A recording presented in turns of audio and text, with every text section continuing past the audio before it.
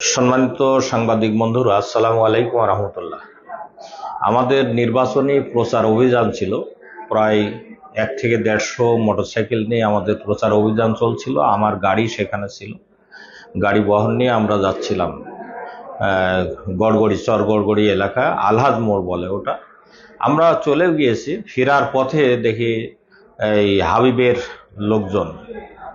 হাবিব তো মূলত আওয়ামী লীগ কর্তৃক আসা, আওয়ামী লীগের চরিত্র এখনো তার শেষ হয়নি। একই কায়দায় আমাদের উপরে অতর্কিত হামলা চালিয়েছে। মক্কেল মৃধা নামে নেতৃত্ব দিয়েছে ওখানে। আমাদের 5-6 জন মতো গুলিবিদ্ধ হয়েছে, যাদেরকে রাজশাহীতে রেফার করা হয়েছে।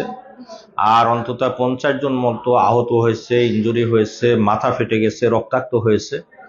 এই আমাকেও হত্যা করার জন্য আমার গুলি করা হয়েছে। আমার গাড়ি একেবারে সব ধ্বংস হয়ে গেছে, শেষ হয়ে গেছে।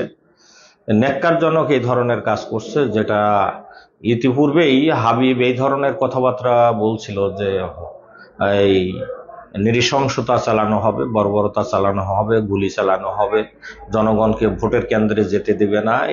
তারই বহিঃপ্রকাশ সে ঘটিয়েছে। সেই মূলত এখানে হুকুম দিয়ে তার কর্মী বাহিনীকে উস্কানি দিয়ে আমাদের উপর এই বর্বরোচিত হামলা চালিয়েছে। আমি সেই সাথে দেখেছি যে পরবর্তীতে শহর থেকে রফিকুল ইসলাম নয়ন, সেও গাড়ির একটা বহর নিয়ে মোটরসাইকেল নিয়ে গেছে। 15টা থেকে 20টা আমাদের মোটরসাইকেল জ্বালিয়ে দিয়েছে, একটা বাড়ি পুড়িয়ে দিয়েছে। ইকবাল হোসেন নাম আমাদের এক দায়িত্বশীল। 2 জন এখন মুমূর্ষু অবস্থায় আছে, তারা রাজশাহী হাসপাতালে নিয়েছে। মোট আহত কত? মোট 50-এর ঊর্ধ্বে আহত হবে। আর হামলায় কি কি ধরনের গুলি হয়েছে? এই তো গুলি চালিয়েছে, তারপরে বোমা বিস্ফোরণ করেছে, আমার গাড়ির উপর হামলা করেছে, ইট পাটকেল লাঠি সোটা দিয়ে মেরেছে। আমার গাড়িটা দেখতে পারেন আপনারা, গাড়িটা একেবারে ভেঙে চুরমার করে দিয়েছে এবং গুলি করেছে, গুলির দাগ রয়েছে। এবং আমিও আহত হয়েছি, আমাকেও আহত করা হয়েছে।